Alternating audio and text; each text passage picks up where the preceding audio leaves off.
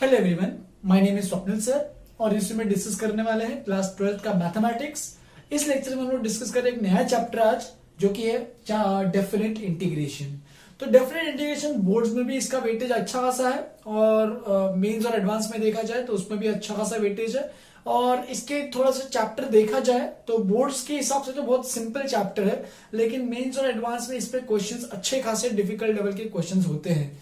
ठीक है, जैसे कि कॉम्प्लेक्स नंबर और डेफिनेट इंटीग्रल जो है 12th का सबसे डिफिकल्ट चैप्टर माना जाता है। ठीक है, दो चैप्टर सबसे डिफिकल्ट माने जाते हैं। तो इसमें चैप्टर में डिफिकल्टी क्या है कि जैसे कि डेफिनेट इनडेफिनेट इंटीग्रेशन में हमने देखा कि उसमें थोड़ा सा जुगाड़ लगाना पड़ता है, तो इसमें भी वैसा ही कुछ है, इसमें भी कुछ जुगाड़ लगाना पड़ता है, लेकिन इसके अलावा जुगाड़ के अलावा और भी कुछ नए नए प्रॉपर्टीज है जो कि स्पेसिफिक डेफिनेट इंटीग्रल्स में वैलिड होती है। तो वो सब भी बहुत सारी चीजें जो हम लोग इस चैप्टर में देखने वाले हैं। तो ओवरऑल ये chapter medium to difficult level side में आता है। और अगर इसके क्वेश्चंस की बात की जाए तो हर जगह में अच्छा खासा वेटेज है। बोर्ड्स में एक दो क्वेश्चन तो मिनिमम आएंगे ही इस चैप्टर से, एंड मेंस और एडवांस में भी रेगुलरली रहते ही हैं। मेंस और एडवांस में इनफैक्ट इनडेफिनेट से भले ही ना है, एक क्वेश्चन मैक्स है, लेकिन डेफिनेट से दो तीन क्वेश्चन तो मिनिमम मेंस और एडवांस में आने की पॉसिबिलिटीज हैं। ठीक है, तो इस चैप्टर को अच्छे से करना है। और अगर कोई डाउट डिफिकल्टी, जिस भी प्रॉब्लम, जिस भी क्वेश्चन या फिर जिस भी थ्योरम या फिर कोई भी टॉपिक, पर्टिकुलर टॉपिक में डिफिकल्टी जा रही है, कोई डाउट आ रहा है, तो तुम लोग तुरंत पूछना, क्योंकि अगर ये डाउट अगर पाइलअप हुआ बाद में जाके बहुत इश्यूज होते हैं, क्योंकि चैप्टर का जो है वो लिंक चलते रहता है स्टेप बाय स्टेप। जैसे कि इंडेफिनिट इंटीग्रेशन में देख रहे होंगे कि हमने स्टार्टिंग में बेसिक सब्स्टिट्यूशन करना सीखा, फिर जैसे जैसे लास्ट तक पहुंचे पहुंचे अपन क्वेश्चंस की जो क्वेश्चंस जो होंगे वो लेंदी होते जा रहे थे, क्योंकि एक एग्जांपल में ही, एक क्वेश्चन में ही मल्टीपल चीजें, मल्टीपल सब्स्टिट्यूशंस करने पड़ रहे थे बेस्ड ऑन जो भी हमने सीखा था इंडेफिनिट में। तो सेम इस पे भी ऐसे ही कुछ लिंक है सारे चैप्टर्स। ठीक है, जो भी क्वेश्चंस है वो सब लिंक की तरह चलते रहेंगे। तो अगर कुछ भी लिंक में अगर कुछ तुम्हें दिक्कत जा रही है, कोई भी डाउट है, कुछ समझा नहीं, तो तुरंत मुझे रोक के तुम लोग मुझे पूछना वहीं पे वहीं। ठीक है, वहीं का वहीं पूछ देना मुझे, और जो भी चीजें हैं वो सब क्लियर कर लो। ठीक है, तो मैंने यहाँ पे कुछ टॉपिक्स लिखे हैं इसमें, जो कि बोर्ड के टॉपिक्स है। तो बोर्ड के से कुछ इसमें से फर्स्ट 4 जो टॉपिक्स है यहां तक मैं बोर्ड तक कवर कराऊंगा, बोर्ड के टॉपिक्स। इसके बाद जो भी टॉपिक्स है उससे मेंस एंड एडवांस, सेम जैसे इंडेफिनिट के लिए था, डेफिनेट के लिए भी वैसा ही है। यहां से यहां तक पूरे मेंस, पूरे बोर्ड के टॉपिक है ये, इनफैक्ट मेंस और एडवांस के भी है। ठीक है, यहां तक बोर्ड पूरा खत्म हो जाता है, एंड इसके बाद जो है वो मेंस एंड एडवांस के टॉपिक्स है। तो न्यूक्लियस वालों को ये जो टॉपिक्स में जो कराऊंगा वो सब देखने की जरूरत नहीं है। बस इतना जो स्टार्टिंग के जो मैं 4 कथा करा रहा हूं वो देखो, और उसमें मैं कुछ कुछ क्वेश्चन थोड़े से मेंस और एडवांस के लेवल भी लूंगा। तो तुम्हें वो सब जो भी मैं कहूंगा, ये एडवांस का क्वेश्चन है, ये इसका क्वेश्चन, तो तुम्हें वो सब करने की जरूरत नहीं है। ठीक है, तो ये बेसिक चैप्टर में हम लोग सबसे पहले स्टार्ट करने वाले जो बेसिक सा थ्योरम है, जो कि बहुत लोगों ने फिजिक्स के में पढ़ा ही होगा कि डेफिनेट इंटीग्रेशन क्या होता है, डेफिनेट इंटीग्रल क्या होता है। तो वो सब मैं इसमें एक्सप्लेन करूंगा, और जो बेसिक जो थ्योरम है, न्यूटन लेबनिज एक फॉर्मूला है, वो बताऊंगा कि क्या होता है वो फॉर्मूला। ठीक है, जो कि डेफिनेट इंटीग्रेशन का ही फॉर्मूला है। फिर हम लोग कुछ देखो, इस चैप्टर का सबसे मोस्ट इंपॉर्टेंट पार्ट है, ये है प्रॉपर्टीज ऑफ डेफिनेट इंटीग्रल। इसमें कुछ 7-8 प्रॉपर्टीज हम लोग देखने वाले हैं, और जो कि बहुत ही इंपॉर्टेंट प्रॉपर्टीज है। फ्रॉम बोर्ड के पॉइंट ऑफ व्यू से भी देखा जाए तो वो भी बोर्ड के पॉइंट ऑफ व्यू से भी इंपॉर्टेंट है, एंड मेंस एंड एडवांस के पॉइंट ऑफ व्यू से भी इंपॉर्टेंट है, क्योंकि ये सब जो प्रॉपर्टीज है वो आगे फर्दर भी यूज होते जाने वाली है। तो अगर इसमें तुम एक भी प्रॉपर्टी से के साथ झोल हो गया, तुम्हारा कोई गड़बड़ हो गया, तो गड़बड़ हो जाएगा, आगे पूरा इश्यू जाएगा, कुछ समझ में नहीं आएगा तुम्हें। ठीक है, तो इस प्रॉपर्टीज को अच्छे से समझते चलेंगे। बोर्ड के पॉइंट ऑफ व्यू से इंपॉर्टेंट तो है, लेकिन बोर्ड में इसमें एक या दो क्वेश्चंस प्रूफ दैट में पूछ सकता है, या फिर एक एग्जांपल में भी पूछ सकता है, डिपेंड करता है। ज्यादा डिफिकल्ट लेवल एग्जांपल नहीं पूछता है बोर्ड में। ठीक है, फिर ये अच्छा खासा इसमें टाइम जाने वाला है इस चैप्टर में, ये प्रॉपर्टीज पढ़ते पढ़ते। ठीक है, टोटल 8 प्रॉपर्टीज है, 2-3 लेक्चर रहेगी उसमें। फिर उसके बाद है definite integral as a limit of sum. Actual में ये जो टॉपिक है, सबसे पहला टॉपिक है, बोर्ड में पढ़ाया गया है। इसका करंट इस टाइम इस सिनेरियो में जो नया रिड्यूस सिलेबस है, उसमें जो नया तुम्हारा टेक्स्ट बुक जो आया है, उसमें सबसे पहले लिमिट ऑफ सम पढ़ाया गया है। लेकिन हम उसको टेंशन मत लेना, उसको लास्ट में पढ़ेंगे। जैसे कि प्रॉपर्टीज सब पढ़ने के बाद तुम्हें डेफिनेट इंटीग्रल, जब मैं लिमिट ऑफ सम पढ़ाऊंगा, तो मैं एज ए लिमिट ऑफ सम पढ़ाऊंगा, तो तुम्हें एक्सप्लेन करते हुए समझाऊंगा, क्योंकि न्यूक्लियस वालों ने अभी तक लिमिट्स के बारे में कुछ एग्जैक्टली पढ़ा नहीं है। तो मैं सबसे पहले लिमिट्स में भी कुछ ज्ञान दूंगा तुम लोग को उसके बारे में, और फिर हम लोग उसको definite integral as the limit of sum. तुम्हें लिमिट्स पूरा पढ़ने की जरूरत नहीं है, बस समझते चलो यहाँ पे जो भी मैं यूज कर रहा हूँ, कुछ फॉर्मुलेज है, मैं कुछ फॉर्मुलेज लिखा के रख दूंगा, वो तुम्हें बस एक पीस ऑफ पेपर पे याद रखने हैं। हो सकता है इस पे भी एक बोर्ड में से क्वेश्चन आए, लेकिन इसका लास्ट 1-2 साल में अभी तक क्वेश्चन नहीं आया है, तो क्या पता इस साल आ जाए, तो वो करके जाना है तुम्हें अच्छे से, ठीक है। फिर एक और रिडक्शन फॉर्मूला है, 2 फॉर्मुलेज है इसमें लास्ट में, और इससे अपना बोर्ड का टॉपिक पूरा खत्म हो जाता है, ठीक है। बहुत सिंपल, ये भी बहुत सिंपल सा है, लेकिन ये तभी कर पाओगे जब तुम्हारा ये प्रॉपर्टीज ऑफ डेफिनेट इंटीग्रल, सारे प्रॉपर्टीज अच्छे से बाय हार्ट है और अच्छे से तुम्हें समझ में आए हैं कि कब प्रॉपर्टी, कब कौन सी प्रॉपर्टी यूज करनी है। तो उससे अगर ये क्लियर है तो ये सब कुछ चीजें डिफिकल्ट नहीं जाएंगी। बस इसमें ये जो टॉपिक है ये अलग सा है, जिसमें लिमिट्स का कंसेप्ट यूज होने वाला है, तो वो मैं एक्सप्लेन करूंगा, टेंशन मत लिए। फिर एक बार तुम्हारा बोर्ड का टॉपिक खत्म हुआ तो फ्लैश वालों को कंटिन्यू रखना है। फिर एक अगला आएगा, अगर तुम्हें रिडक्शन फॉर्मूला समझ में आ गया है तो वॉलीज फॉर्मूला में कोई पढ़ने में कोई डिफिकल्टी नहीं जाएगी, उसी का एक्सटेंशन है वॉलीज फॉर्मूला, ठीक है। तो वो भी एक इंपॉर्टेंट फॉर्मूला है जो कि याद रखना है। बोर्ड में यूजुअल, मेंस में और एडवांस में यूजुअली इसी पे क्वेश्चंस पूछते हैं, ठीक है। डायरेक्टली वॉलीज फॉर्मूला दिया रहेगा, वॉलीज फॉर्मूला नहीं, मतलब ऐसी टाइप ऑफ फॉर्मूला दिया रहेगा जिसमें तुम्हें एनालाइज करके वो समझना है कि वो वॉलीज फॉर्मूला है और उसको सॉल्व करके आंसर निकालना है, ठीक है। फिर उसके बाद Newton Leibniz theorem, differentiation of integration, इस पे भी अच्छे खासे क्वेश्चंस पूछता है मेंस एंड एडवांस में। लाइन से जो तीनों जो टॉपिक्स है वो अच्छे खासे टॉपिक्स है, ठीक है।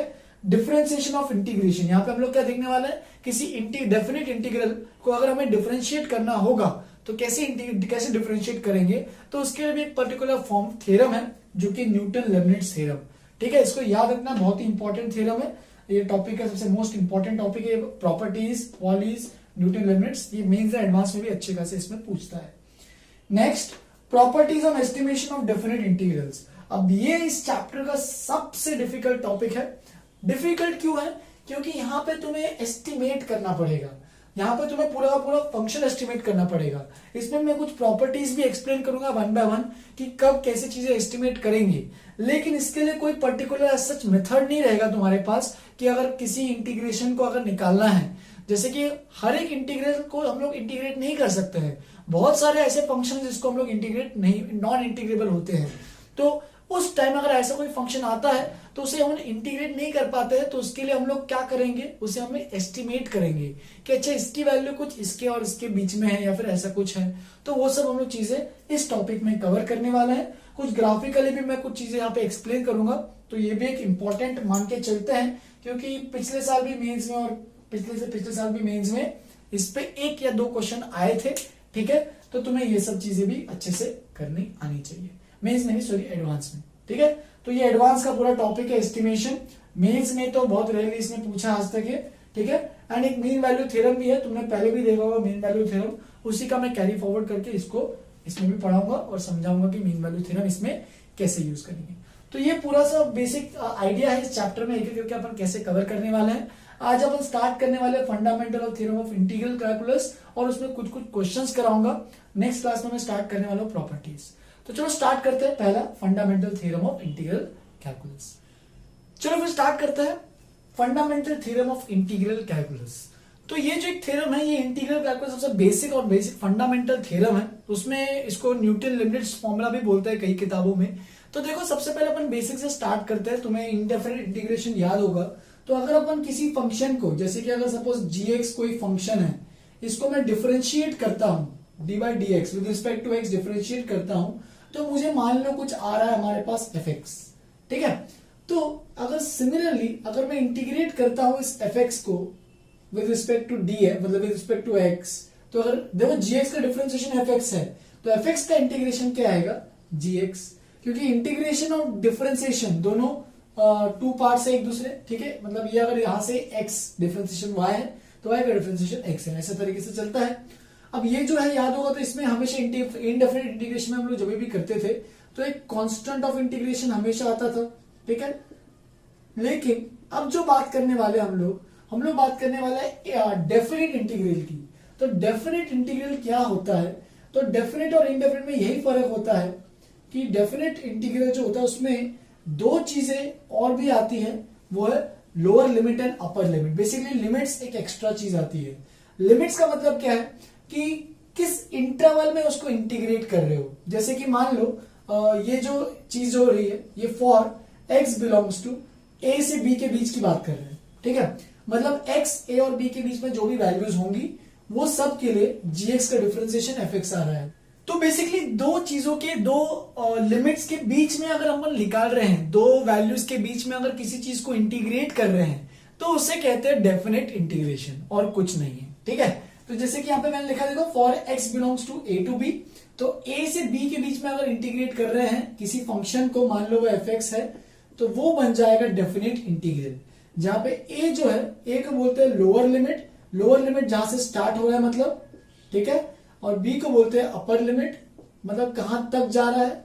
तो ये दो लिमिट्स के बीच में, यानी ए और बी के बीच में अगर इंटीग्रेट कर रहे हैं, ठीक है, इस एफ एक्स फंक्शन को, तो अपना वो जो कहलाएगा वो एक डेफिनेट इंटीग्रल कहलाएगा, ठीक है। इसका ग्राफिकली भी क्या मीनिंग है, कन्वे कर रहा है, वो सब मैं एक्सप्लेन करूंगा, पहले इतना समझो अच्छे से कि ये डेफिनेट इंटीग्रल है। अब अगर डेफिनेट इंटीग्रल को मैं लिखता हूं ए से b f x d x, तो इसका मतलब क्या है कि जब भी मैं इसका इंटीग्रेशन निकालता हूं, जैसे कि इंटीग्रेशन एफ एक्स का तो क्या है, जी एक्स प्लस सी आ रहा है, लेकिन मुझे यहां पे क्या करना है, ए और बी जो वैल्यू है उसको मुझे पुट करनी है।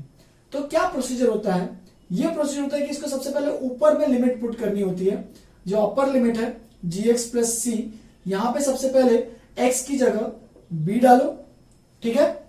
ऑफ कोर्स यहां पे हम लोग को एक चीज एक और माननी पड़ेगी, ये जो फंक्शन है, ये जो फंक्शन है, जो भी अपना जी एक्स या फिर एफ एक्स जो भी फंक्शन आया, वो इस इंटरवल में फंक्शन कंटिन्यूअस एंड डिफरेंशिएबल होना चाहिए। अगर वो फंक्शन कंटिन्यूअस एंड डिफरेंशिएबल नहीं है तो ये फॉर्मूला अप्लाई करना पॉसिबल नहीं है। ये फॉर्मूला तभी एप्लीकेबल रहेगा जब function function continuous and differentiable रहेगा। तो इतना समझो बस। अब क्या करना तुम्हें, ये अपर लिमिट को यहां पे पुट करना है एंड सिमिलरली लोअर लिमिट को भी यहां पे पुट करना है। बस x की जगह ये वैल्यूज जो है ना एक्चुअल में लिमिट्स, ये एक्चुअल में किसकी वैल्यूज है, x की तो वैल्यूज है, तो बस यहाँ पे x की जगह b डाला और x की जगह एक बार a डाला। तुम अगर देखोगे तो gb, यहाँ पे c और यहाँ पे c कैंसिल हो जाएगा क्योंकि दोनों में कांस्टेंट ऑफ इंटीग्रेशन जो है वो c है, तो gb माइनस ga। तो इसका मतलब इंटीग्रेशन a से b F x d x को जब इंटीग्रेट करते हैं डेफिनेट इंटीग्रल के हिसाब से, तो हमें जो बनता है वो बनता है ये, ठीक है। ये हमें यहां पे मेरे को लिखना चाहिए एक चीज, it should be noted that F x is continuous and differentiable. ये जो फंक्शन है वो कंटिन्यूअस भी है एंड डिफरेंशिएबल है in the interval x belongs to a से b। तो इस इंटरवल में ये फंक्शन कंटिन्यूअस एंड डिफरेंशिएबल दोनों होना चाहिए, तभी ये क्या रहेगा, इस तरीके से ये फॉर्मूला आएगा। और इसी फॉर्मूले को बोलते हैं fundamental theorem of integral calculus. Short form में लिखा है, समझ जाना। तो ये basic fundamental theorem of integral calculus है। और अगर इसका तुम्हें समझना पड़ेगा सिग्निफिकेंस, मतलब इसका ग्राफिकली क्या सिग्निफिकेंस है। तो अगर मैं इस फंक्शन को बनाता हूं, ये जो अंदर में जो फंक्शन है एफ एक्स, अगर मैं बनाता हूं इस फंक्शन को, मान लो ऐसा कुछ फंक्शन आ रहा है एफ एक्स, तो ये जो इंटीग्रल ए से b f x d x का मतलब क्या है, वो एरिया है, वो रिप्रेजेंट करता है ग्राफिकली उस फंक्शन, ये जो y is equal to f x जो अगर मैं फंक्शन बनाता हूं, उस फंक्शन का जो ग्राफ है एंड एक्स एक्सिस के बीच में, x इक्वल टू ए और x इक्वल टू बी, ए से बी के बीच में ये जो क्लोज्ड एनक्लोज जो रीजन बन रहा है उसका जो एरिया है वो डिनोट करता है ये डेफिनेट इंटीग्रल। तो बेसिकली डेफिनेट इंटीग्रल जो है वो ग्राफिकल उसका क्या सिग्निफिकेंस है, तो ग्राफिकली वो सिग्निफाई ये करता है कि वो उस फंक्शन का एंड एक्स एक्सिस के बीच का जो एरिया है, ए से बी के बीच में, ए और बी के बीच में जो एरिया बन रहा है वो उस एरिया को डिनोट करता है। तो definite integral is the area enclosed by the curve with x axis. अगर एक्स के साथ डिफरेंशिएट कर रहे हैं तो एक्स एक्सिस, अगर यहाँ पे dx की जगह dy होता तो y एक्सिस रहता। उसके लिए अपना नेक्स्ट जो चैप्टर है एप्लीकेशन ऑफ डेफिनेट इंटीग्रेशन, ये पूरा उसी पे बेस्ड है, वो पूरा मैं अच्छे से एक्सप्लेन करने वाला हूं, ठीक है। तो तब तक के लिए बस इतना आइडिया होना चाहिए कि ये क्या है, बस एक एरिया है under the curve. Area under the curve represent करता है डेफिनेट इंटीग्रल। तुम यहां पे चाहिए तो नोट में लिख सकते हो, definite integral represents the area under the curve and the corresponding axis. ठीक है, तो ये है डेफिनेट इंटीग्रल। तो सिमिलरली अब तुम सोचोगे सर इंडेफिनिट इंटीग्रल क्या होता है फिर, तो इंडेफिनिट इंटीग्रल में जब करते थे हम लोग तो हमें एक और फंक्शन मिलता था प्लस सी। तो प्लस सी का मतलब क्या है कि वैल्यू कुछ भी हो सकती है अलग अलग। जैसे कि याद होगा तो मैंने एक्सप्लेन भी किया था कि इनडेफिनिट इंटीग्रल जो होता है वो क्या होता है, वो एक कर्व्स का बहुत सारे एक साथ कर्व्स रहते हैं। बेसिकली अलग अलग सी अलग अलग कांस्टेंट अगर लेते हैं, जैसे कि यहाँ पे 1 हुआ तो सपोज यहाँ पे फंक्शन एक जीएक्स की जगह आ रहा है, मान लो एक्स आ रहा है। ठीक है, तो एक एक्स रहेगा, फिर x+1, x+2, x+3, x+4, तो सब अलग अलग कर्व्स आएंगे। बेसिकली इस केस में स्ट्रेट लाइन आएगा। तो अलग अलग कर्व्स का मतलब क्या है, फैमिली ऑफ कर्व्स। तो इनडेफिनिट इंटीग्रल जो होता है वो एक फैमिली ऑफ कर्व्स को रिप्रेजेंट करता है, व्हाइल डेफिनिट इंटीग्रल जो होता है वो इस पर्टिकुलर कर्व का एरिया अंडर द कर्व, जो भी उस कर्व के नीचे जो एरिया आता है with the corresponding axis, x axis या फिर वाई भी हो सकता है किसी किसी केसेस में। और किसी भी इंटरवल के बीच में पूछा है, जैसे कि यहाँ पे लिमिट जो प्रोवाइड होते हैं वो इंटरवल दिए रहते हैं कि इसके और इसके बीच में। ठीक है, प्रोवाइडेड वो जो फंक्शन है वो कंटिन्यूअस भी होना चाहिए। कंटिन्यूअस मतलब देखो कहीं भी फंक्शन ब्रेक हो रहा है क्या, नहीं, तो ये कंटिन्यूअस होना चाहिए फंक्शन। और फंक्शन डिफरेंशिएबल भी होना चाहिए। डिफरेंशिएबल में याद होगा तो कोई भी ऐसे कॉर्नर पॉइंट या फिर एज पॉइंट नहीं आ रहा है। देखो स्मूथली ग्राफ जा रहा है, तो स्मूथ का मतलब डिफरेंशिएबल है, और कंटिन्यूअस मतलब कहीं भी ब्रेक नहीं हो रहा है, जैसे कि ऐसा करके ऐसा कुछ ब्रेक नहीं हो रहा है। ठीक है, कंटिन्यूअसली जा रहा है। और स्मूथनेस का मतलब क्या है कि ऐसा कुछ नहीं जा रहा है कि यहाँ पे ऐसे एज पॉइंट नहीं आ रहा है। तो इसीलिए ये तभी वैलिड रहेगा जब फंक्शन कंटिन्यूअस एंड डिफरेंशिएबल दोनों रहे in the interval a to b। ठीक है, तो बहुत ही इंपॉर्टेंट है। ये हमारा है fundamental theorem of integral calculus. इसको तुम न्यूटन लेबनिट्ज फॉर्मूला भी बोल सकते हो, कोई दिक्कत नहीं है। एक और फॉर्मूला होता है जो लिमिट्स के टर्म में होता है, जो कि बोर्ड्स में तुम्हें पढ़ने की जरूरत नहीं है। ठीक है, अगर हमारा फंक्शन कंटिन्यूअस और डिफरेंशिएबल है इंटरवल में, लेकिन ए और बी पे कंटिन्यूअस है और कंटिन्यूअस है ये हमें बोल नहीं सकते। मतलब अगर दिया नहीं है कि एन पॉइंट्स पे कंटिन्यूअस नहीं है, तो उस टाइम क्या करोगे, तुम्हें उस टाइम यहाँ पे जो मैंने डायरेक्टली बी की वैल्यू उठा के सीधा पुट की थी वो तुम्हें पुट करने की जरूरत नहीं पड़ेगी। उसमें तुम्हें लिमिट पुट करना पड़ेगा सीधा एक्स टेंडिंग टू जो भी वैल्यू है, बी एंडिंग पॉइंट है तो बी माइनस, क्योंकि बी पे वैल्यू एग्जैक्टली डिफाइंड नहीं है, b minus g of x minus limit x tending to a plus f of x. तो इस तरीके से तुम्हें यूज करना पड़ेगा। ये बोर्ड्स में ये सब चीजें नहीं है तो टेंशन मत लेना इसका। ये न्यूटन लेबनिट्ज फॉर्मूला है जब एंड पॉइंट्स पे अगर फंक्शन कंटिन्यूअस नहीं दिया है तो। मतलब सपोज एंड पॉइंट में यहाँ पे ए की जगह ये वाली वैल्यू नहीं है, कुछ और वैल्यू है, सिमिलरली बी की जगह ये वाली वैल्यू नहीं है, कुछ और वैल्यू है, तो उस पॉइंट में वो जो वैल्यू है वो सब तुम्हें सोचना पड़ेगा। ठीक है, तो इसलिए लिमिट यहाँ पे ऐसे निकालना है, इस तरीके से, और वैल्यू निकल के आ जाएगी। इनफैक्ट अगर तुम सोचोगे, अगर मैं ऐसा कुछ ग्राफ लेता हूं, सेम ग्राफ वो जो था, यहाँ पे मैं हॉलो कर देता हूँ, यहाँ पे हॉलो कर देता हूँ, और यहाँ पे मैं डार्क कर देता हूँ, सिमिलरली यहाँ पे डार्क कर देता हूँ, लेकिन अगर तुम सोचोगे तो उसका एरिया तो चेंज नहीं होने वाला। इसके नीचे जो अंडर में जो एरिया आएगा वो तो वही रहेगा जो इसमें आने वाला है।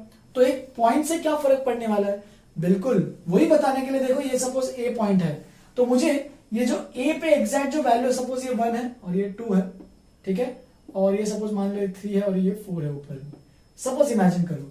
तो अगर मुझे एरिया निकालना है तो मुझे लिमिट बी माइनस, तो बी के पहले जो वैल्यू आ रही है, बी पे एग्जैक्ट तो 4 आ रहा है, लेकिन बी के पहले पे कितना आ रहा है, बी माइनस पे लिमिट, तो वो आ रहा है 3, तो वो मुझे लेने की जरूरत है।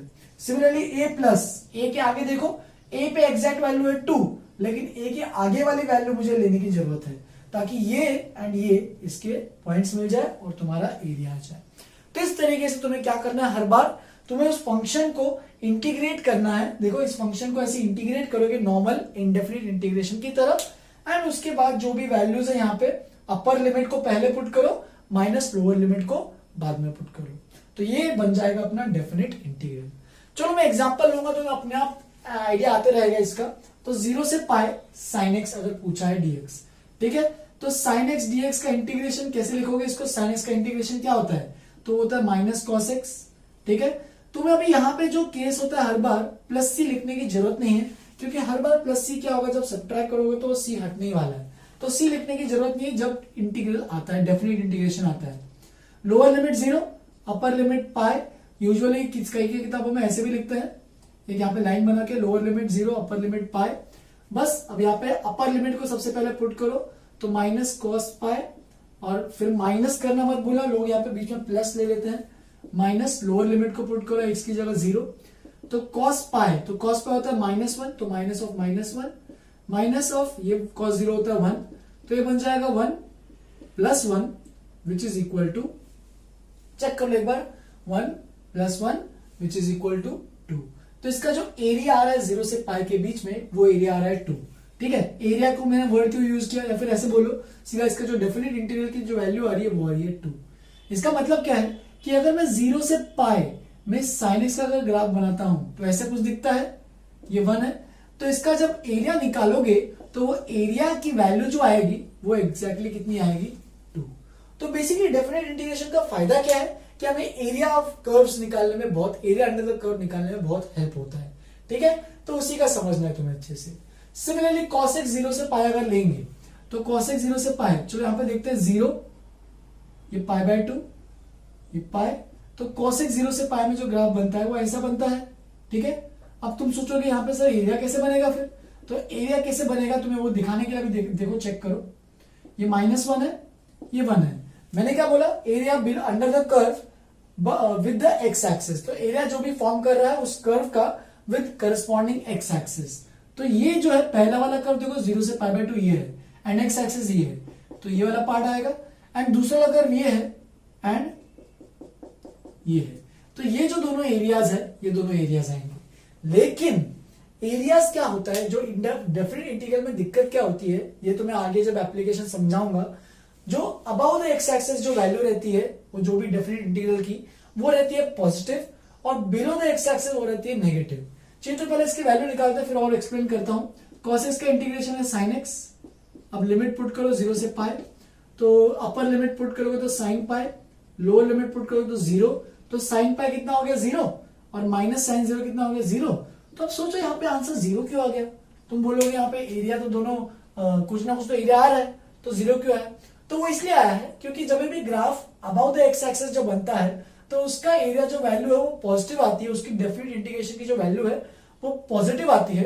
तो अगर तुम 0 से π/2 अगर इसको कैलकुलेट करते, सोचो अगर 0 से π/2 cos x dx, तो अगर बस इसको कैलकुलेट करते तो देखो ये क्या बनता, sin x 0 से π/2, तो ये बन जाता sin π/2 माइनस sin 0, sin π/2 तो 1 है, 1 माइनस 0 तो 1 आ जाएगा। तो देख सकते हो इंटीग्रेशन cos x dx यानी इसका जो एरिया है वो कितना आ रहा है 1, बट अगर तुम इसका एरिया कैलकुलेट करोगे तो वो आ जाएगा हमारा -1। तो ये 1 और ये जब -1 को ऐड करूंगा तो वो एक दूसरे को कैंसिल आउट कर देंगे, और यहाँ पे जो वैल्यू आएगी वो आएगी 0। इसलिए 0 से पाई में cos x dx 0 - 0 बन जाता है 0। ठीक है, तुम चाहिए तो यहाँ पे आगे भी कैलकुलेट कर सकते हो, cos x dx π/2 से पाई भी देख सकते हो। π/2 से पाई में अगर करोगे तो इसकी वैल्यू आ जाएगी तुम्हारे पास -1, और ये दोनों एरियाज को अगर ऐड करेंगे तो वो बन जाएगा 2। ठीक है, तो इस तरीके से इसका जो डेफिनेट इंटीग्रल की जो वैल्यू है वो आती है हमारे पास 0। बट अगर तुम्हें एरिया निकालना होगा, मतलब एरिया जो क्या होता है, value of area, area exact निकालना है, तो इसका एरिया 1 आ रहा है, और इसका मॉड जो वैल्यू है, मतलब -1 तो नेगेटिव है लेकिन एरिया हम लोग नेगेटिव नहीं मानते हैं, तो इसको तुम बोल सकते हो इसका भी एरिया 1 है, मॉड वैल्यू। तो 1 और 1 मिला के टोटल एरिया जो बन रहा है वो बन जाएगा 2। ठीक है, तो एरिया की वैल्यू 2 है, लेकिन अगर तुम इंटीग्रेट करते हो सीधा 0 से पाई तो उसकी वैल्यू क्या हो जाएगी 0। ये सब मैं नेक्स्ट चैप्टर में एप्लीकेशन जब पढ़ाऊंगा वो सब एक्सप्लेन करते जाऊंगा। ठीक है, फिर एक और question, third question, fractional part of dx 0 से 1। न्यूक्लियस वालों को इसका टेंशन लेने की जरूरत नहीं है, ऐसा लेकर क्वेश्चन नहीं पूछेगा, तो बिल्कुल टेंशन मत लेना। फ्लैश सिनेरियो वालों देखो, फ्रैक्शनल पार्ट याद होगा तो तुम्हें फ्रैक्शनल पार्ट क्या होता है, तो फ्रैक्शनल पार्ट होता है x minus greatest integer of x। तो पहले तो देखो इसको तुम डायरेक्टली इंटीग्रेट नहीं कर सकते क्योंकि ये हर एक केस में हर एक इंटीजर पे क्या होता है, ये इसका फंक्शन की वैल्यू चेंज होती रहती है। जैसे कि देखो x माइनस ग्रेटेस्ट इंटीजर, ये तो फ्रैक्शनल पार्ट का फॉर्मूला होता है, fractional part of x is equal to x minus box of x। लेकिन हम लोग इंटरवल, कौन सी इंटरवल की बात कर रहे हैं, तो 0 से 1 में। तो 0 से 1 में x को तो छोड़ो, x तो वैसे ही रहेगा। 0 से 1 में मुझे बताओ ग्रेटेस्ट इंटीजर ऑफ x क्या रहेगा, तो ग्रेटेस्ट इंटीजर ऑफ x हो जाएगा 0 से 1 में, वो हो जाएगा 0। तुम 0 से 1 में कोई भी वैल्यू पुट करो, हमेशा उसका बॉक्स जो रहेगा वो 0 रहेगा। एंड पॉइंट्स को मत गिनना, ठीक है, एंड पॉइंट्स को गिनोगे तो गड़बड़ हो जाएगा। तो 0 से 1 में के बीच में कोई भी वैल्यू लो, उसका बॉक्स जो होगा वो 0 आएगा। तो ये बन जाएगा x माइनस 0, यानी ये बन जाएगा इंटीग्रेशन x dx 0 से 1। इंटीग्रेशन x करेंगे तो क्या मिलता है, x का इंटीग्रेशन नॉर्मल इनडेफिनेट इंटीग्रेशन से करेंगे तो एक्स स्क्वायर बाय 2। अब लोअर लिमिट 0 अपर लिमिट 1 है, तो सबसे पहले अपर लिमिट को पुट करो और फिर लोअर लिमिट को पुट करो, तो ये बन जाएगा 1/2 माइनस 0। तो फाइनल आंसर आएगा अपना हाफ। तुम चाहिए तो इसका ग्राफ अगर तुम्हें याद होगा तो फ्रैक्शनल पार्ट का ग्राफ कैसा होता है, पीरियोडिक ग्राफ रहता है, देखो ऐसे बढ़ते जाता है ये, ठीक है। लेकिन हमें 0 से 1 की बात कर रहा है, तो ठीक है, तो 0 से 1 के बीच में ही इसका ग्राफ चाहिए, मुझे एरिया चाहिए। तो देखो 0 से 1 में इसकी बात कर रहे हैं, तो ये भी वैल्यू 1 है। तो देखो ये जो ट्रायंगल बन रहा है, यहाँ पे जो ट्रायंगल बन रहा है ये एक राइट एंगल ट्रायंगल है जिसमें बेस भी 1 है, बेस का लेंथ 1 है और ये हाइट भी 1 है। तो half into base into height अगर करोगे तो हाफ इंटू 1 इंटू 1, उसका एरिया कितना आ जाएगा, हाफ, जो कि एग्जैक्टली मैच करेगा इससे, ठीक है। तो इस तरीके से डेफिनेट इंटीग्रेशन हम करते हैं। ये fundamental of theorem of calculus, अच्छे से याद रखो, इंटीग्रल कैलकुलस। हम लोग क्या करेंगे, इंटीग्रेट करेंगे नॉर्मली और फिर अपर लिमिट को पहले पुट करेंगे माइनस, फिर लोअर लिमिट को पुट करेंगे, ठीक है। लिख लो इन क्वेश्चंस को अच्छे से, आगे बढ़ते हैं और भी अलग अलग टाइप के कुछ क्वेश्चंस देखते हैं, ठीक है, ताकि तुम लोग को अच्छे से आइडिया आ जाए कि ये फंडामेंटल थ्योरम कैसे यूज करना है। अब से मैं ये ग्राफ्स एक्सप्लेन नहीं करने वाला कुछ, ठीक है। ये जो ग्राफ्स है एक्चुअल में मुझे एप्लीकेशन में पढ़ाना है, लेकिन तुम्हें आइडिया आ जाए अभी से थोड़ा सा, इसलिए मैं ये सब ग्राफ्स भी बता रहा हूँ कि क्या होता है डेफिनेट इंटीग्रल, ठीक है। लिख लो इसको अच्छे से, आगे बढ़ते हैं। चलो फिर आगे बढ़ते हैं। मैंने कुछ यहाँ पे क्वेश्चंस लिखे हैं, तो इन क्वेश्चंस को एक एक स्टार्ट करते हैं, करता हूँ, ठीक है। बोर्ड्स के पॉइंट ऑफ व्यू से ये सब क्वेश्चंस बहुत कभी पूछेगा नहीं, पूछेगा तो तुम लोग कर लेना वैसे तो, ठीक है। इसमें अभी तक मैंने प्रॉपर्टीज नहीं बताई है कुछ, तो बेसिक तुम्हें नॉर्मल बेसिक जो हमने इंडेफिनिट इंटीग्रेशन में जो सीखा था उसी से तुम्हें इंटीग्रेट करना है, और फाइनली जो भी इंटीग्रेट करोगे उसमें फाइनली तुम्हें upper limit minus lower limit करना है, basically fundamental theorem of integral calculus use करना है। चलो फिर स्टार्ट करते हैं। देखो सबसे पहला वाला मैंने सिंपल दिया है ताकि तुम लोग को याद रहे। तो देखो अगर हमारे पास नीचे में दो ऐसे फैक्टर्स हैं, तो हम लोग क्या करते हैं, इसको पार्शियल फ्रैक्शंस में ब्रेक करते हैं, याद होगा तो कैसे ब्रेक करते हैं, 1/x+1 इंटू x+2 को लिख देते हैं हम लोग a/x+1 प्लस b/x+2, और फिर यहाँ पे एलसीएम लेते हैं, तो ये बन जाएगा a into x+2 plus b into x+1, और फिर यहाँ पे पुट करते हैं कुछ चीजें। तो पुट करेंगे क्या, तो सबसे पहले पुट करेंगे x को -2, तो अगर x को -2 पुट करेंगे तो ये हट जाएगा और बचेगा -2, यहाँ पे पुट करो तो -2 + 1 विच इज -1, तो b की वैल्यू आ जाएगी हमारे पास -1, ठीक है। कैलकुलेटर देख लेना एक बार तुम लोग भी। और सिमिलरली x को एक बार -1 पुट करते हो तो ये 0 हो जाएगा, बचेगा 2 - 1 1, तो a की वैल्यू आ जाएगी हमारे पास 1। Therefore integration of dx x+1/x+2 x+1 1 से 2 को तुम लोग सेपरेट कर सकते हो। देखो इस तरीके से a की जगह बस 1 यूज करना, तो dx/x+1, ठीक है, 1 से 2 माइनस dx/x+2, माइनस क्यों लिखा, क्योंकि यहाँ पे प्लस था और b की वैल्यू -1 आ रही है, तो इसको मैंने माइनस लिखा और ऐसे सेपरेट करके कर दिया। तो ये क्या बन जाएगा, 1/x+1 का इंटीग्रेशन तो हमें पता ही है, तो ये बनता है ln x+1 minus ln x+2, ठीक है। दोनों में एक एक करके 1 से 2 वैल्यू पुट कर दो, ठीक है, काम हो जाएगा तुम्हारा अभी। तो यहाँ पे क्या मिलेगा, देखो अपर लिमिट पुट करो तो 2 + 1, तो ये आएगा ln3, minus lower limit put करो -1 + 1 2, तो ये हो गया पहला term ln3 minus ln2, minus similarly इसमें भी देखो 2 + 2, तो ये बन जाएगा ln4, -1 पुट करो तो ln3, एंड फर्दर इसको और कैलकुलेट करोगे तो कितना आएगा, देखो तुम लोग खुद भी कैलकुलेट कर सकते हो, ln3 + ln3, तो ये बन जाएगा 2ln3, या फिर 2ln3 को ln3 का स्क्वायर लिख सकते हैं जो कि ln9 हो जाएगा, ln9 minus ln2 minus ln4, तो माइनस तो ये अपॉन में आएगा, तो ln ऐसे हो जाएगा, देखो ln9 minus ln2 minus ln4।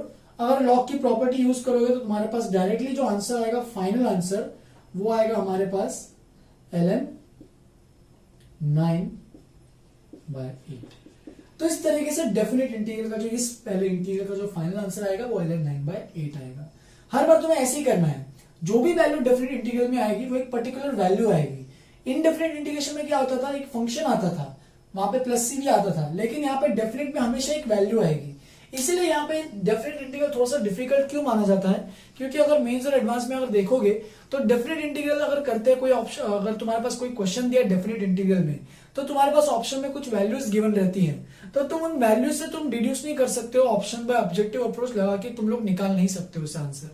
But हम लोग अगर इनडेफिनेट इंटीग्रेशन अगर करते हैं किसी का और ऑप्शन में कुछ फंक्शंस दिए हैं, तो तुम उन ऑप्शंस को डिफरेंशिएट करके चेक कर सकते हो कि कौन सा मैच कर रहा है क्वेश्चन के हिसाब से। ठीक है, तो इसीलिए डेफिनेट इंटीग्रेशन थोड़ा सा डिफिकल्ट साइड पे आता है डेफिनेट, क्योंकि इसमें अभी दोनों चीजें चलने वाली है। Next second example. Second example तो बहुत सिंपल है, सबको अलग अलग कर लो। सबसे पहले 2x² 0 से π/4 dx, फिर उसके बाद प्लस x³ dx 0 से π/4, इसको भी लिख दो। और इसके बाद एक और 2 इंटीग्रेशन dx 0 से π/4, इसको भी लिख दो।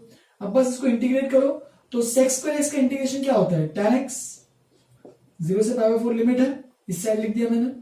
x³ का क्या हो जाएगा, x⁴ 4/4 0 से π/4 लिमिट है। और यहाँ पे 2 dx का इंटीग्रेशन क्या हो जाएगा, x, यहाँ पे भी लिख दो 0 से π/4। बस यहाँ पे यूज करो तो ये बन जाएगा tan, पहला अपर लिमिट पुट करो, tan π/4 which is 1 and tan 0 which is 0।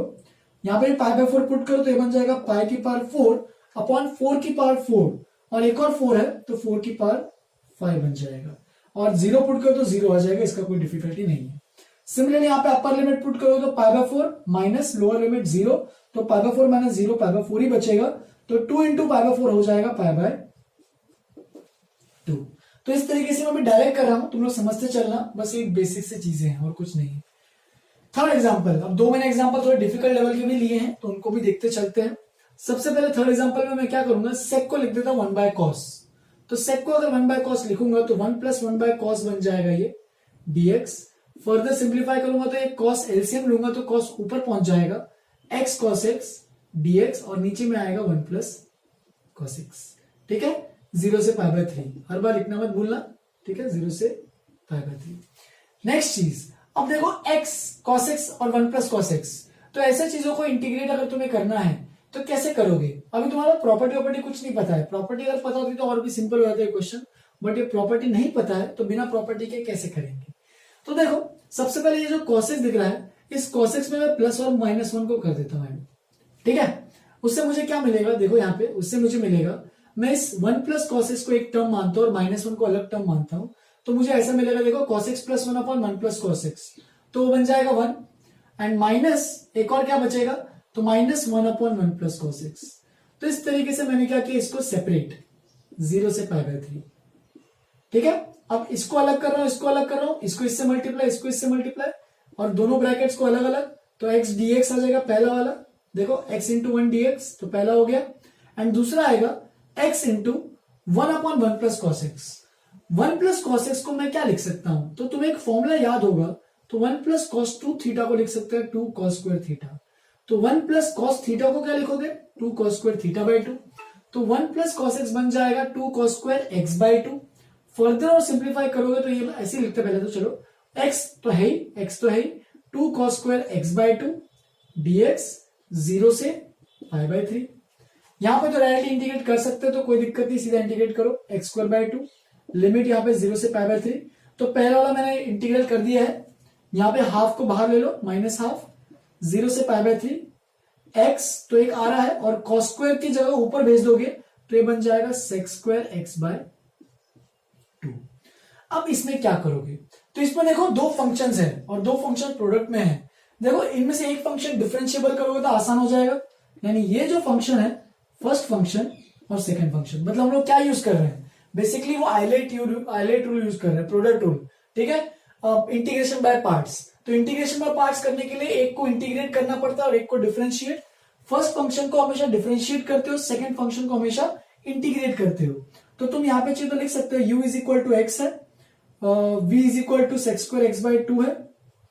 ठीक है, तो इंटीग्रेट करोगे तो इसको डिफरेंशिएट करोगे तो u' को, तो वो 1 आ जाएगा, और v को इंटीग्रेट करोगे तो हमारा क्या आएगा, sec² का इंटीग्रेशन। तो sec² का इंटीग्रेशन क्या होता है, tan, तो tan x/2 आएगा। फर्दर ये भी मत भूलना x/2 है, x नहीं है, अगर sec² x होता तो उसका इंटीग्रेशन tan x होता, लेकिन sec² x/2 है, तो यहां पे तुम्हें एक और 2 भी मल्टीप्लाई करना पड़ेगा। क्यों, क्योंकि ये जो हाफ है, x का देखो कोएफिशिएंट हाफ है, तो याद होगा तो मैंने 1/2 ऐसे मल्टीप्लाई करना सिखाया था, डिवाइड करना, सॉरी 1/a से डिवाइड भी करो जो भी कोएफिशिएंट ऑफ x रहता है, तो बेसिकली 1/2 क्या हो जाएगा, तो वो बन जाएगा 2 tan x/2। बस अभी खत्म होने के कगार पे है। देखो π/3 अपर लिमिट पुट करो तो बन जाएगा π²/9 और नीचे में 2 है तो π²/18 बन जाएगा ये पूरा टर्म, माइनस 0 का स्क्वायर तो 0, उसको तो हटा देना, -12। अब ये बन जाएगा, देखो इसका फॉर्मूला क्या होता है, u इंटीग्रेशन v, यानी इन दोनों का प्रोडक्ट, तो ये बन जाएगा 2x tan x/2, ये पहला term, minus integration u integration v, ठीक है, u dash integration v, sorry u dash क्या है 1, तो 1 इंटू 2 tan x/2 dx। तो इसको भी मुझे इंटीग्रेट करना है फर्दर। तो देखो यहां से मैं 2 कॉमन ले लेता हूं सब में से, तो 2 कॉमन आ जाएगा। अब देखो इंटीग्रेशन में पार्ट जब भी करते हो सबसे लास्ट में याद रखना वैल्यू पुट करनी है, पूरा एक बार हो जाए सबसे लास्ट में वैल्यू पुट करेंगे, ठीक है। तो ये तो π²/18, इसको वैसे ही रखो, 2 तो गया, ठीक है, फर्दर -x tan x/2, ठीक है, माइनस, अब देखो यहाँ पे क्या बचा, यहाँ पे बस tan x/2 बचा। अब tan x/2 अगर इंटीग्रेट करोगे तो tan x का इंटीग्रेशन, तो वो tan x का इंटीग्रेशन क्या होता है, वो होता है ln sec x, ठीक है, ln sec x, ठीक है, ln sec x यहाँ पे लिख दो सीधा, log of ln sec x/2। अभी एक और चीज बोल रहे हो, मैंने इसको इंटीग्रेट किया, हाफ भी था वहां पे, तो हाफ का मतलब मुझे हाफ से डिवाइड भी करना पड़ेगा, या फिर डायरेक्टली ऐसे लिख दो 2 से मल्टीप्लाई करना पड़ेगा। हो गया इंटीग्रेशन। अब बस तुम्हें लास्ट में इसमें भी वैल्यू पुट करनी है, पुट करते हैं, π²/18 माइनस π/3 यहां पे पुट करो तो कितना आएगा, देखो π/3 और यहां पे कितना आएगा tan π/3 पुट करो तो π/6 हो जाएगा ये, -2 ln sec π/x/2, π/3 पुट करो यहाँ पे तो π/6 बन जाएगा, ठीक है। और फर्दर ये वाला भी निकाल सकते हो तुम चाहिए तो 0 में, 0 पुट करोगे लोअर लिमिट में, माइनस करके यहाँ पे 0 के भी निकाल लेना, तो ये तो 0 हो जाएगा, x 0 इंटू एनीथिंग 0। और ये वाला देखो 0 पुट करो यहाँ पे तो 0/2 0, sec 0 होता है 1 और ln 1 होता है 0, तो 0 पे तो पूरा ही 0 आ जाएगा, तो लोअर लिमिट में पुट करके देख लेना, वो पूरा ही हट जाएगा। बचेगा ये फाइनल आंसर लिख लो, π²/18 माइनस अब tan π/6, तो tan π/6 कितना होता है, तो tan 30 डिग्री, तो tan 30 1/√3, तो ये बन जाएगा π/3√3 और ये माइनस माइनस हो जाएगा +2। अब ln sec π/6, sec π/6 sec 30, तो ये याद करो cos 30 क्या होता है, तो cos 30 होता है √3/2, तो sec 30 हो जाएगा 2/√3, तो ये बन जाएगा +2 ln 2/√3। इस तरीके से अपना ये जो आंसर आएगा ये फाइनल आंसर आएगा। तो बेसिकली हम लोग कुछ कर नहीं रहे, हम लोग बस यही कर रहे हैं कि इंटीग्रेशन जो था नॉर्मल इंटीग्रेशन वैसे ही किया, बस लास्ट में हमने क्या किया 0 से π/3 जो भी है उसके upper limit minus lower limit कर दिया। तो प्रोसीजर अब तक सेम ही रखा हमने, कुछ अलग नया कुछ सिखाया नहीं मैंने आज, बस नॉर्मल इंटीग्रेशन में upper limit minus lower limit करो। आज का लास्ट क्वेश्चन, इसको भी देख लेते हैं सबसे। तो देखो अभी ऊपर में एक क्वाड्रेटिक है और नीचे में भी एक क्वाड्रेटिक है। तो याद होगा तो मैंने बताया था कि अगर ऊपर में डिग्री कम है नीचे से तो हम लोग पार्शियल फ्रैक्शन का खेल खेल सकते हैं, लेकिन यहाँ पे क्या है ऊपर में डिग्री और नीचे में डिग्री सेम है, तो तुम्हें यहाँ पे लॉन्ग डिवीजन करना पड़ेगा, या फिर तुम अगर बिना लॉन्ग डिवीजन के अगर करना है तुम एक जुगाड़ भी लगा सकते हो डायरेक्टली। क्या जुगाड़ लगाओगे, x² ऊपर में देखो 5 कॉमन लिया, 1 से 2 था, ठीक है, x² बचा है तो मैं क्या कर रहा हूं 4x + 3 से ऐड और सब्ट्रैक्ट, ठीक है, जो पूरा 4x + 3 जो टर्म था उससे मैंने ऐड और सब्ट्रैक्ट किया, क्योंकि मैंने नीचे भी 4x + 3 देखा, उसको देख के मैंने ऐसे किया। अब देखो ये टर्म को लो अपॉन ये टर्म, तो ये टर्म अपॉन ये टर्म क्या बन जाएगा, सीधा 1 बन जाएगा, माइनस दूसरा क्या आएगा 4x + 3 अपॉन x² + 4x + 3। अब बस तुम्हारा काम चालू, dx जैसे हमने फर्स्ट क्वेश्चन किया था वैसे ही करना है इसको भी अभी, ठीक है, ये वाला जैसे किया था। तो देखो ये क्या बन रहा है, दोनों इंटीग्रेशन को अलग अलग करते हैं, तो इंटीग्रेशन 1 से 2 1 dx, चाहिए तो मैं 1 को डायरेक्ट लिख देता हूं, इंटीग्रेशन ऑफ 1 dx क्या होने वाला है x, तो यहाँ पे लोअर लिमिट 1 है, अपर लिमिट 2 है, वाइल दूसरे का मुझे इंटीग्रेशन करना पड़ेगा अच्छे से 4x + 3 dx। फर्दर अगर तुम डिनोमिनेटर को देखोगे तो डिनोमिनेटर को तुम अच्छे से फैक्टराइज कर सकते हो दो चीजों में, x + 1 × x + 3, राइट। अब देखो यहाँ पे ध्यान से अभी, तो देखो यहाँ पे ऊपर में डिग्री कितनी होगी, यहाँ पे 1 और नीचे में क्वाड्रेटिक है तो डिग्री 2 है। तो देख सकते हो हम लोग यहाँ पे लॉन्ग डिवीजन भी करते तो ऐसे ही कुछ तुम्हारा सिंप्लीफाई हो जाता। मैंने बिना लॉन्ग डिवीजन के बस जुगाड़ सोचा, क्योंकि यहाँ पे x स्क्वायर है तो मिसिंग 4x + 3 को मैंने ऐड और सब्ट्रैक्ट किया, उससे क्या हुआ, ये ऐसे बन गया। अब तुम्हें बस इंटीग्रेट करना है और लास्ट में लिमिट्स पुट करनी है। तो यहाँ पे तो पहले तो लिमिट पुट ही कर लेते हैं, इसमें तो कोई दिक्कत नहीं होनी चाहिए। तो ये तो 2 - 1 सीधा 1 बन जाएगा। इसको कैसे करेंगे, तो इसके लिए तुम्हें थोड़ा सा जुगाड़ लगाना पड़ेगा, ठीक है। पहले इसको अच्छे से करते हैं जुगाड़, फिर वो करते हैं। तो 4x/3 4x + 3 upon x + 1 into x + 3 को मैं लिखूंगा पार्शियल फ्रैक्शंस के रूप में a/x + 1 प्लस b/x + 3, ठीक है, ऐसा लिखा। फिर नेक्स्ट एलसीएम लेंगे तो ये बन जाएगा 4x + 3 a times x + 3 plus b times x + 1, partial fraction use करते जा रहा हूं। अब यहाँ पे पुट करो x की जगह एक बार -1 पुट करो, तो -1 पुट करो तो यहाँ पे क्या आएगा, देखो -4 + 3 तो -1, यहाँ पे क्या आएगा देखो a इंटू -1 + 3 2 और ये तो 0 हो गया, तो a की वैल्यू आ गई -1/2।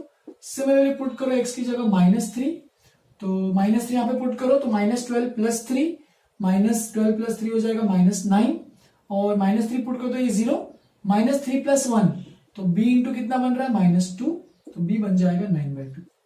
देयरफॉर यहाँ पे अभी इंटीग्रेशन से कंटिन्यू करते हैं, तो ये तो बन रहा है 5 × 2 - 1 डायरेक्ट लिख देता हूं, यहाँ पे 1 लिख देता हूं मैं आंसर, माइनस इसका इंटीग्रेशन कैसे करोगे, तो इसको देखो ये जो पूरा टर्म है इसको तुम a/this, a कितना है -1/2, तो इसको लिख सकते हो -1/2 x + 1 dx 1 से 2, इसको पहले कन्वर्ट करो एंड प्लस b/x + 3, तो b 9/2 है तो दूसरा इंटीग्रेशन 9 dx/2 x + 3 1 से 2। अब बस तुम्हें इंटीग्रेट करना सिंपल है, तो इसको करेंगे अभी, ये ब्रैकेट अच्छे से क्लोज करते चलना, माइनस, तो ये माइनस बाहर आ जाएगा, चाहिए तो तुम माइनस को पूरा बाहर ले लो, कोई दिक्कत नहीं है। ये बन जाएगा हाफ बाहर आ गया, 1/x + 1 का इंटीग्रेशन, तो ln x + 1।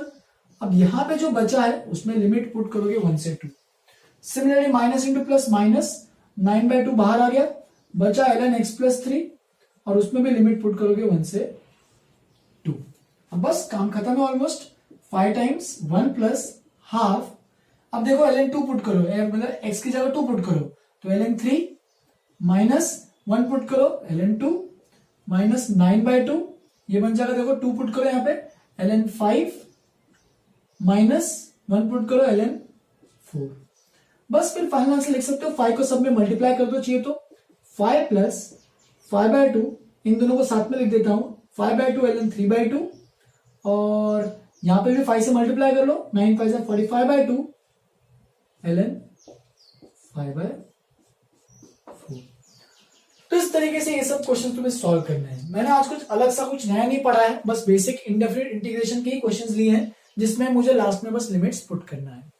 तो लिखते चलो इस सब क्वेश्चंस को अच्छे से नोटबुक में। नेक्स्ट क्लास में मैं स्टार्ट करने वाला हूं प्रॉपर्टीज के साथ, जो कि बहुत इंपॉर्टेंट टॉपिक है। डेफिनेट इंटीग्रेशन में सिंपल ऐसे इंडेफिनिट वाले सिंपल क्वेश्चंस तो नहीं पूछता इतना, लेकिन अगर आता है तो तुम्हें वो भी करना चाहिए। हो सकता है उसने इंडेफिनिट इंटीग्रेशन को तुम्हें क्वेश्चन पूछने के तरीके से पूछा हो, तो उस टाइम अगर ऐसा पूछा तो तुम्हें ये सब भी करना आना चाहिए, ठीक है।